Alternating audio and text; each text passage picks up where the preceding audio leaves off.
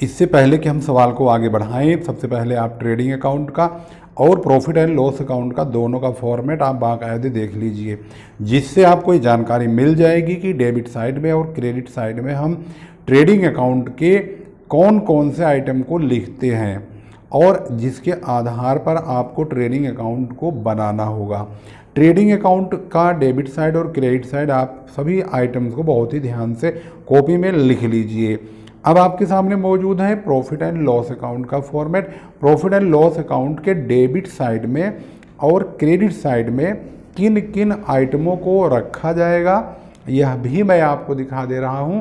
इसके बाद हम आपको बैलेंस शीट का फॉर्मेट दिखाएंगे, वह भी कॉपी पर। तो सबसे पहले आप प्रॉफिट एंड लॉस के डेबिट साइड को देखिए कौन कौन से आइटम आते हैं। वीडियो को रोक करके इसको आप कॉपी में अगर लिख लेंगे तो आपको ये पता चल जाएगा कि प्रॉफिट एंड लॉस के डेबिट में और क्रेडिट में किन आइटम्स को रखा जाता है।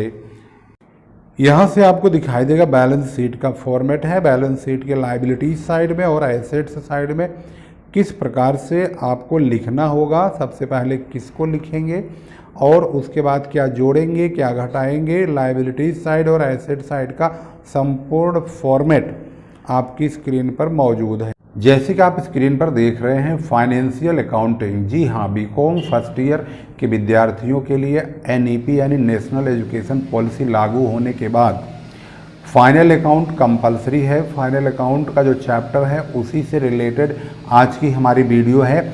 बहुत सारे सब्सक्राइबर जो स्टूडेंट हैं जो बीकॉम फर्स्ट ईयर में हैं उनकी डिमांड फाइनल अकाउंट पर वीडियो बनाने की लगातार आ रही है, जिसकी वजह से ये संभव है कि वीडियो बनाना अब बहुत ही ज़्यादा आप लोगों के लिए भी फ़ायदेमंद होगा और हम इस पर लगातार नंबर वाइज वीडियो आप तक प्रोवाइड करने की कोशिश करेंगे। और इसमें हम सबसे पहला क्वेश्चन आज से शुरू करेंगे और क्रमशः पहला दूसरा तीसरा इस तरह से हम लगातार आपके सामने लेकर आएंगे।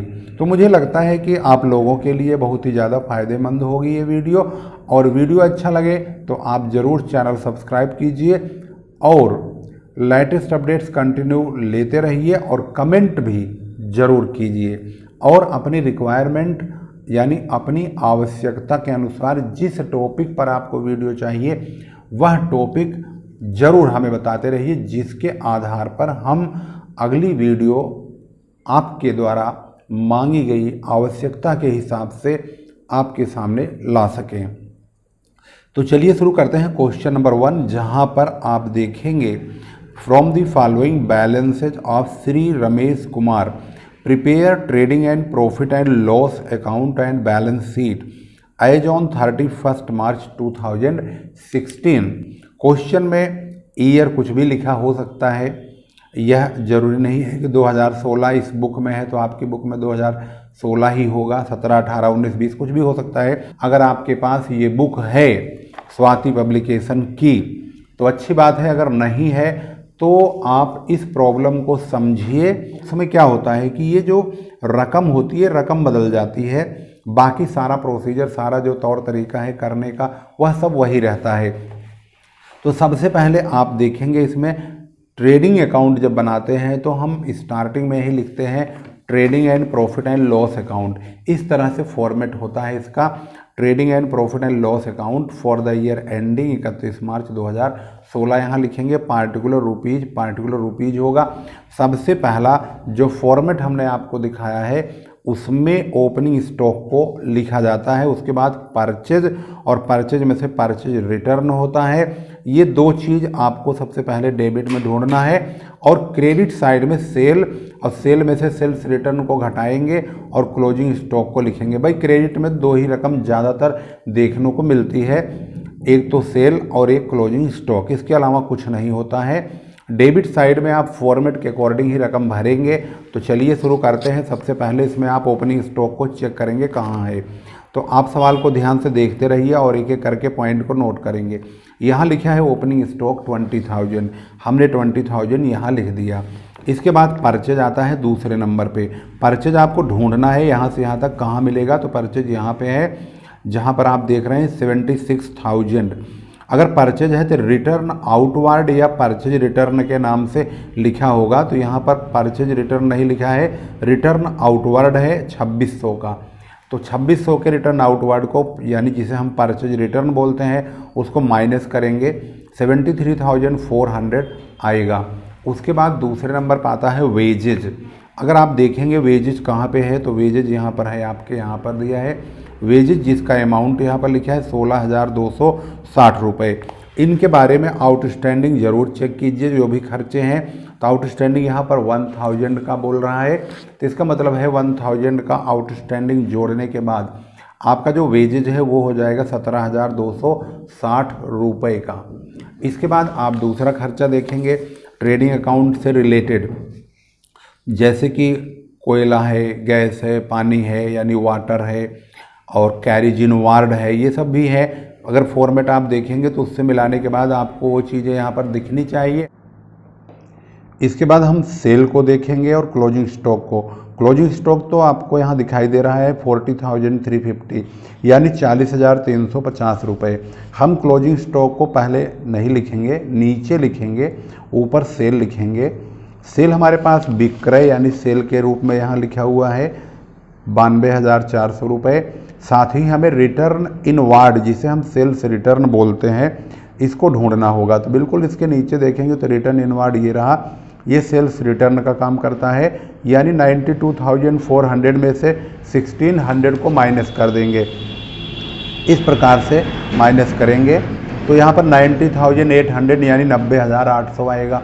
इसके बाद और कोई भी आइटम यहाँ पर नहीं मिल रहा है जो कि ट्रेडिंग अकाउंट से रिलेटेड हो। तो अब हमारा काम होगा, हम क्रेडिट साइड का टोटल करेंगे, 1,31,150 रुपये आएगा, और डेबिट साइड का जो टोटल है वो कम है, तो हम 1,31,150 जो कि ज़्यादा है इसको यहाँ भी रखेंगे और यहाँ भी रखेंगे। इसमें से इन तीनों को घटा देंगे, यानी अगर हम इन तीनों को घटाते हैं तो हमारा जो जवाब होगा वो ग्रॉस प्रॉफिट में आएगा। तो इसका मतलब है इसका टोटल 1,31,150 है। तो 1,31,150 में से इसको घटाना है तीनों को, यानी 20,000 को, और फिर 73,400 को, फिर 17,260 को माइनस कर देंगे तो आया 20,490। इसको हमने यहाँ लिख दिया ग्रॉस प्रॉफिट। सीडी यानी कैरी डाउन करेंगे, और अगला पार्ट जो होगा ये प्रॉफिट एंड लॉस के नाम से बनेगा। हालांकि हमने ऊपर ही नाम डाल दिया trading and profit and loss account, तो इसमें यहाँ लिखने की ज़रूरत नहीं है। इसका जो निचला पार्ट है वो प्रॉफिट एंड लॉस का ही काम करेगा। तो 20,490 को यहाँ लिखेंगे by gross profit, brought down करेंगे 20,490 को। इसके बाद हम तमाम खर्चों को अब देखेंगे। तो इसको बनाने के लिए सबसे पहले आप एडिशनल इन्फॉर्मेशन में एडजस्टमेंट को ध्यान से देखिए। पहले इसका निपटारा कीजिए, उसके बाद तब यहाँ से एक एक करके उन खर्चों को आपको देखना है जो खर्चे ट्रेडिंग अकाउंट में डालने के बाद बच रहे हैं। तो अब यहाँ पर आप देखेंगे तो हमने वेजेज का प्रयोग कर लिया है। दूसरे नंबर पे सैलरी आती है, क्लोजिंग स्टॉक भी यूज इस्तेमाल हो गया है। सैलरी है 400 की, आउटस्टैंडिंग है। आउटस्टैंडिंग को जोड़ते हैं और प्रीपेड को यानी पूर्वदत्त को घटाते हैं। तो सैलरी हम सबसे पहले देखेंगे सैलरी कहाँ पे है। तो क्वेश्चन में अगर आप ध्यान से देखेंगे तो सैलरी का ये आउटस्टैंडिंग है, तो सैलरी यहाँ पर है 4,000 का। तो सबसे पहले आप देखेंगे जिन जिन चीज़ों के बारे में यहाँ पर एडिशनल इन्फॉर्मेशन लिखी गई है उन पे हम पहले अपनी नज़र दौड़ाएंगे और उन्हीं एडिशनल इन्फॉर्मेशन को ध्यान देंगे।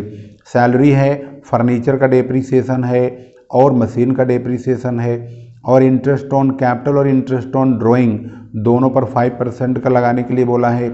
और इंश्योरेंस में प्रीपेड है 700 का, यानी प्रीपेड को इंश्योरेंस में से माइनस करना है।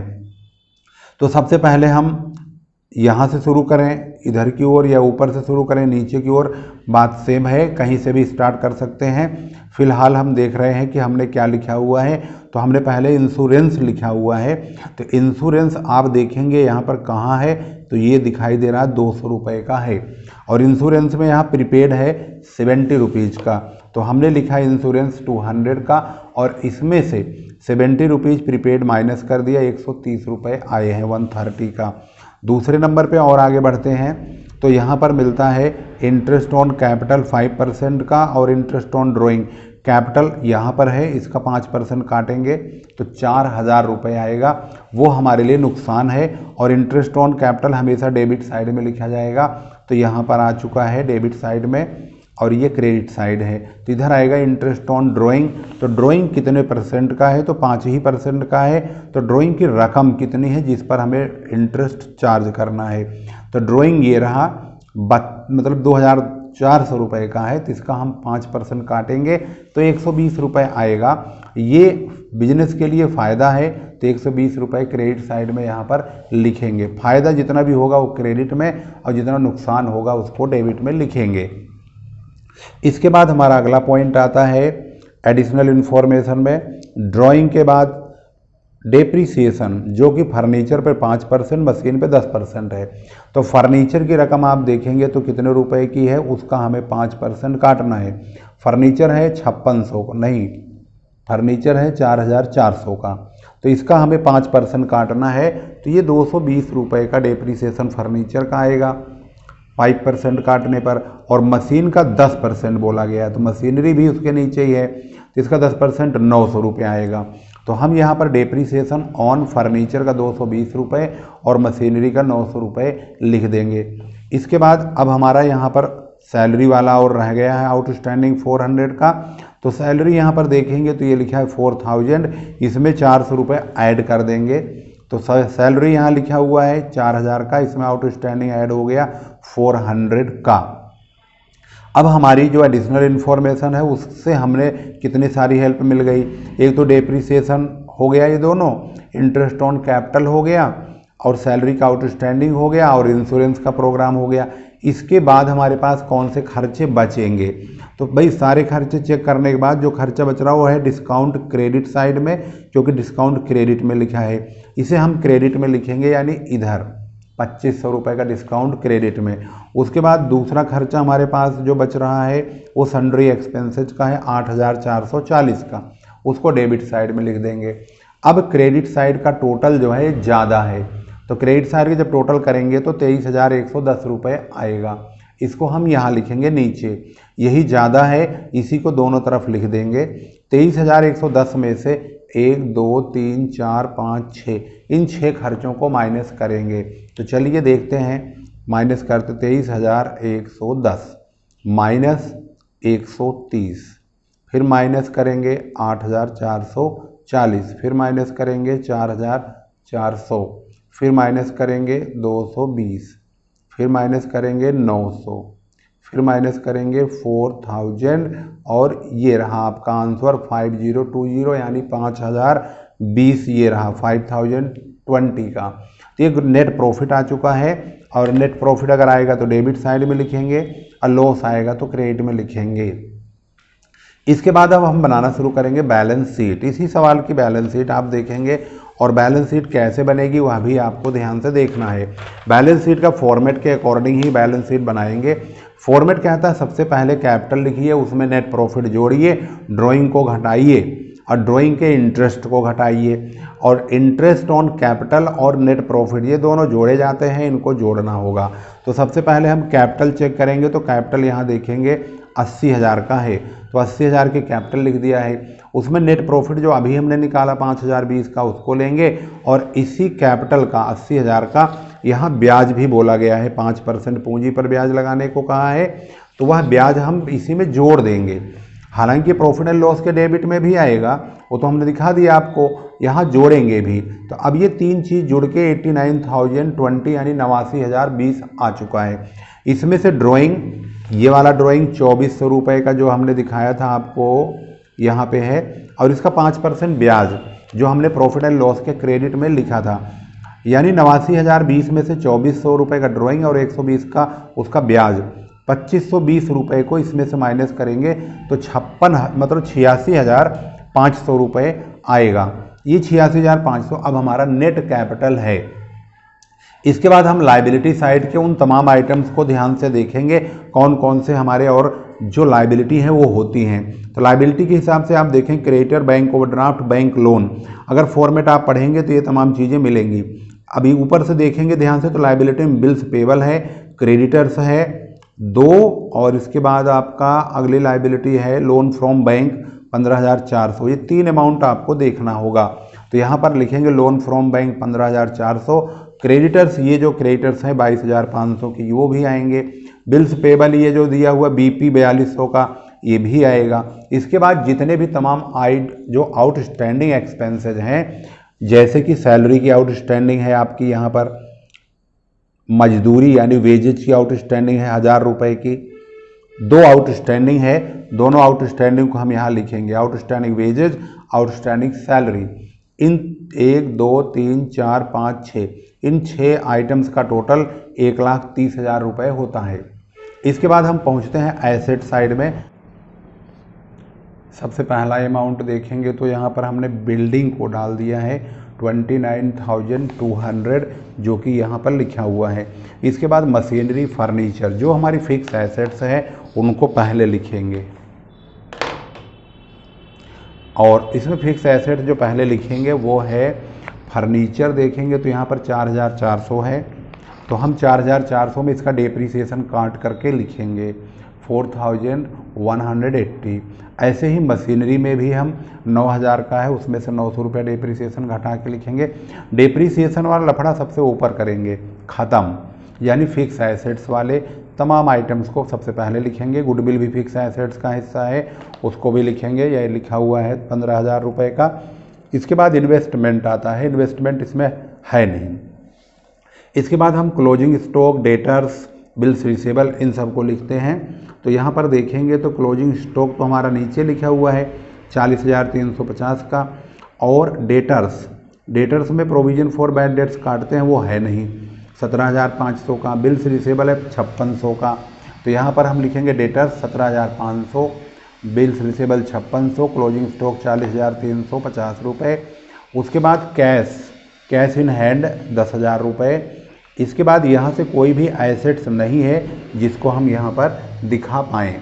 अब हम पहुँचते हैं यहाँ पर एडिशनल इन्फॉर्मेशन में। यहाँ देखेंगे तो कौन सी ऐसी चीज़ है जो हमारी एसेट्स में आएगी। आउटस्टैंडिंग हम लायबिलिटी की ओर डालते हैं, तो प्रीपेड एक्सपेंसेज को एसेट्स में डालेंगे, तो प्रीपेड है 70 रुपीज़ का, तो इसको लास्ट में लिख देंगे 70 रुपीज़ का इंश्योरेंस। बैलेंस शीट का ये वसूल है कि दोनों तरफ इक्वल आता है, यानी इसका टोटल करेंगे तो भी 1,30,000 यहाँ पर आएगा, और इसका टोटल करेंगे तो भी 1,30,000 आएगा। चलिए टोटल करके दिखा देते हैं आपको 1,30,000 आ रहा है या नहीं। सबसे पहले हम लेते हैं 86,500, एक आइटम 15,400, फिर 22,500, फिर 4,200, और फिर 1,000, और फिर 400 यानी 400, 1,30,000 हो चुका। अब लेंगे इस तरफ का आइटम, देखते हैं एक एक करके। सबसे पहले नंबर पे है 29,200 प्लस 8,100, फिर प्लस करेंगे 4,180, फिर प्लस करेंगे 15,000, फिर प्लस करेंगे 17,500, फिर 5,600। इसके बाद हम पता है अगला क्वेश्चन बनाएंगे अगली वीडियो में, ज़्यादा वीडियो लंबी ना हो। और अब लास्ट में आ रहे हैं 10,000, और लास्ट में ये रहा 70 रुपीज़, 1,30,000 इधर का भी टोटल हो गया। तो आपने देख लिया बैलेंस शीट तक हम क्वेश्चन को आपको दिखा दिए हैं, और क्वेश्चन हमने नंबर 1 यानी पहला ही क्वेश्चन बनाया है। और अब इसके बाद हम कंटिन्यू सवाल बनाते चलेंगे।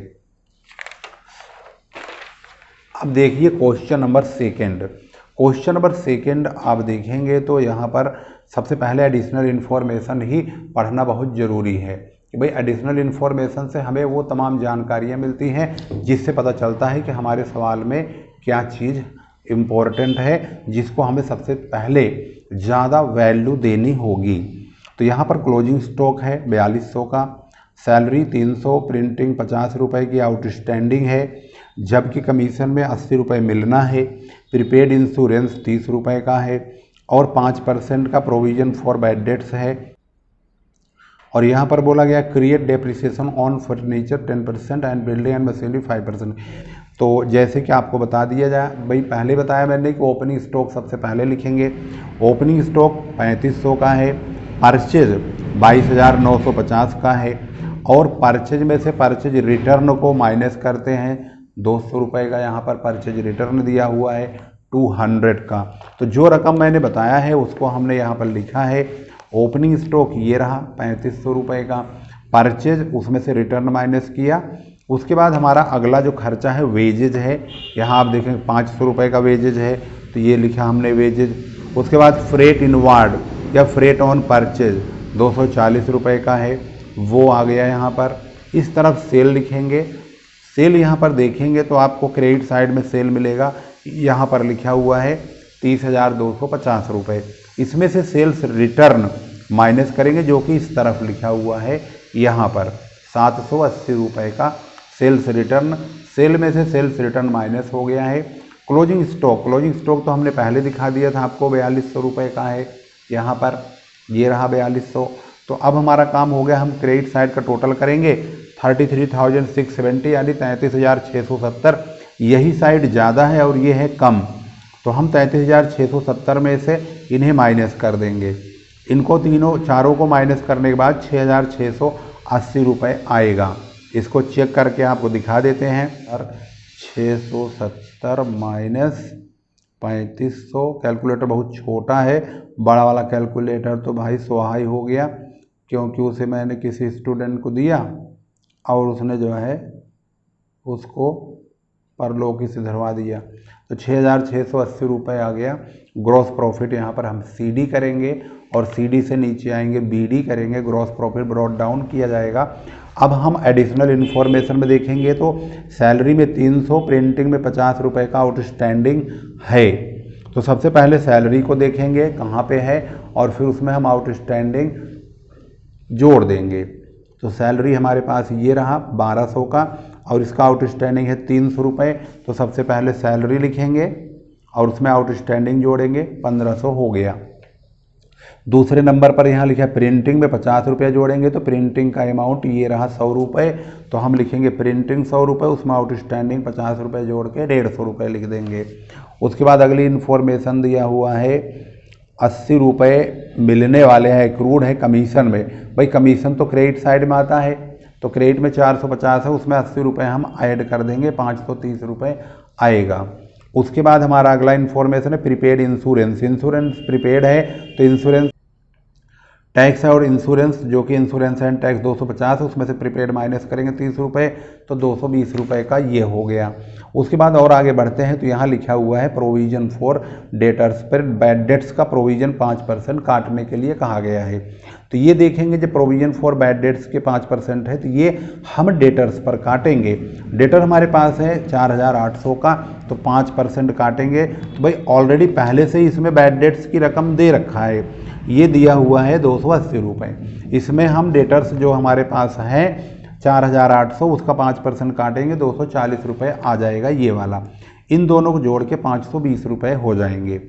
इसके बाद हमारी अगली इन्फॉर्मेशन के मुताबिक डेप्रीसिएशन है फर्नीचर पर, मशीनरी पर, बिल्डिंग पर।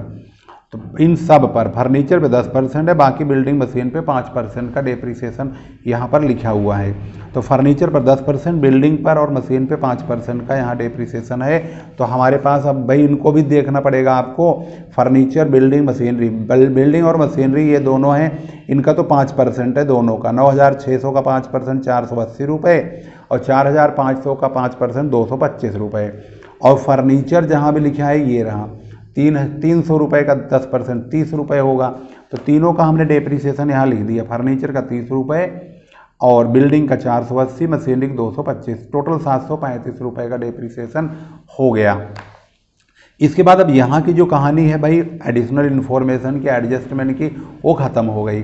अब हम पहुँचते हैं यहाँ पर एडिशनल इन्फॉर्मेशन के बाद कौन सी चीज़ें ऐसी हैं जो खर्चे अभी हमारे बच रहे हैं। भाई खर्चों को आप यहाँ से चेक करना शुरू करेंगे। यहाँ डेबिट क्रेडिट में दोनों तरफ कोई खर्चा, कोई इनकम नहीं है।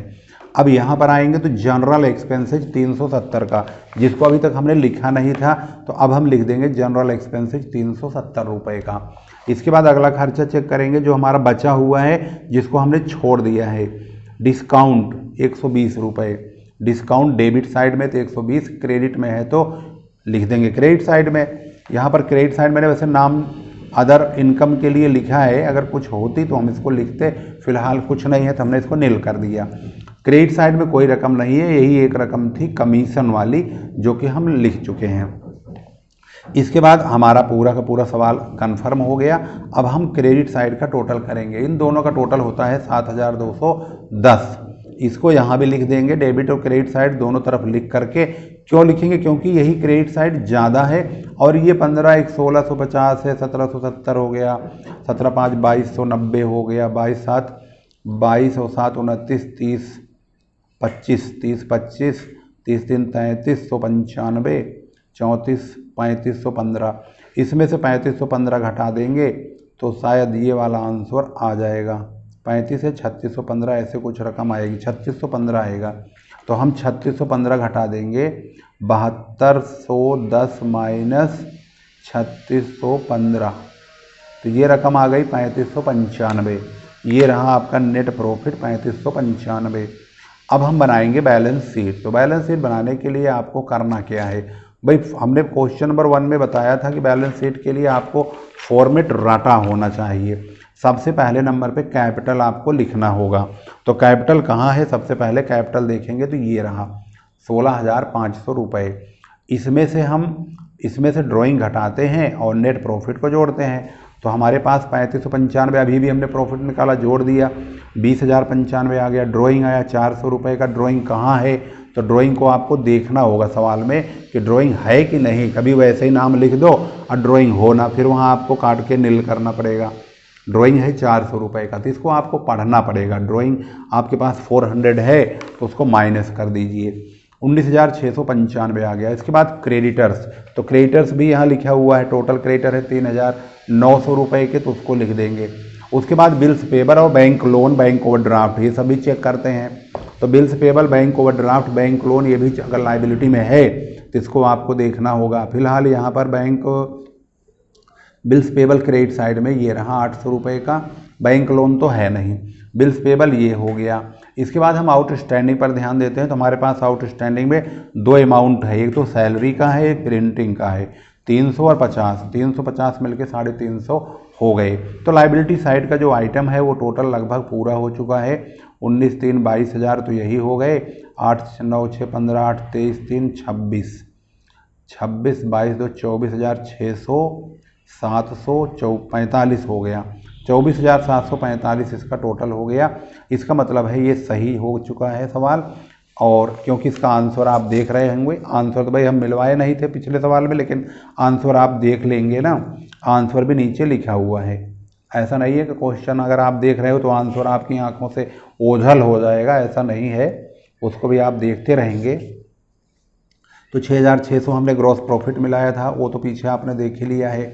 और 3595 नेट प्रॉफिट मिलवा दिया, क्योंकि वही तो हमने यहाँ जोड़ा है। अब हम पहुँचते हैं एसेट साइड में। एसेट्स में प्लांट, बिल्डिंग, मशीनरी, फर्नीचर, जो फिक्स एसेट डेप्रिसिएशन वाले हैं उनको पहले लिखना होगा। जैसे बिल्डिंग है 9,600 की, तो बिल्डिंग है 9,600, उसका डेप्रिसिएशन काट के 9,120 लिखेंगे। मशीनरी, प्लांट एंड मशीन 4,500 का, उसका 5% 225 रुपये काट के यहाँ पर 4,275 रुपये लिख देंगे। फर्नीचर 300 का है तो उसमें 30 रुपये घटा के 270 रुपया लिख देंगे। उसके बाद क्लोजिंग स्टॉक 4200 का है तो 4200 का क्लोजिंग स्टॉक लिख देंगे।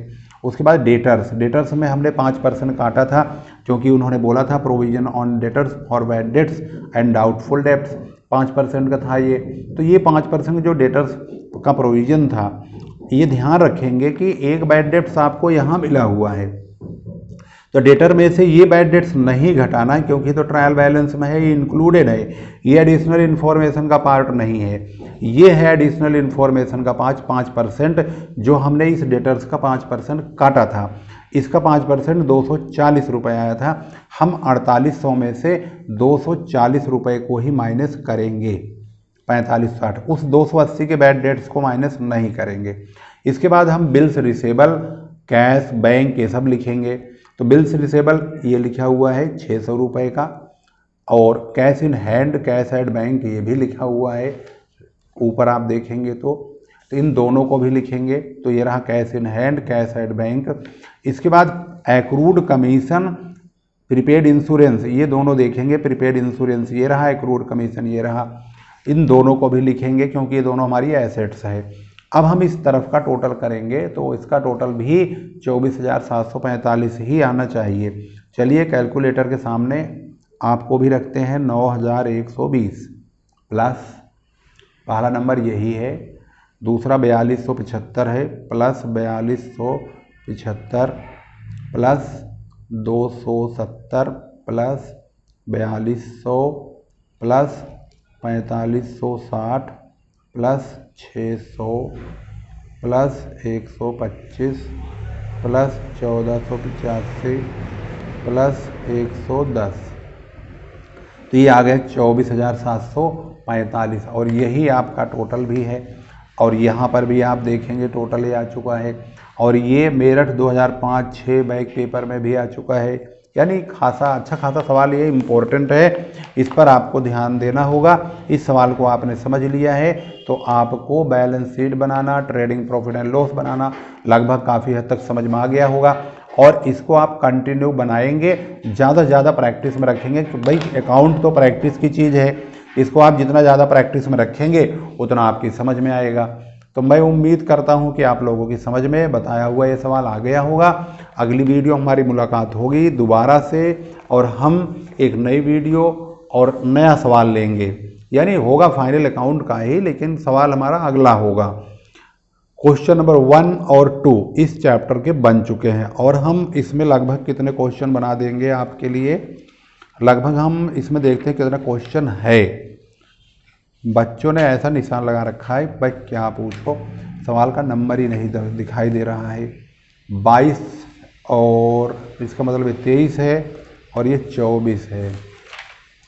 इसके बाद ये 24 के बाद सवाल समाप्त हो गया, यानी कि 24 क्वेश्चन इस चैप्टर में है। तो इसका मतलब ये है कि हम आप लोगों के लिए कितने सवाल बनाएंगे, भाई कंटिन्यू कोशिश करेंगे कि हम 24 के 4 ही बना दें पूरे के पूरे। और आप लोग कंटिन्यू बने रहिए, वीडियो देखते रहिए, वीडियो शेयर करते रहिए। भाई मेरी तो एक ही इच्छा है कि आप वीडियो देखें और वीडियो शेयर करें। जो वीडियो आपको देखने में थोड़ा सा कंफ्यूज करता है उसे आप दोबारा देखिए, तिबारा देखिए। जब तक टॉपिक क्लियर ना हो जाए तब तक आप उस वीडियो को कंटिन्यू देखते रहिए। अगली वीडियो में फिर मिलते हैं, तब तक के लिए नमस्कार, जय हिंद, जय भारत।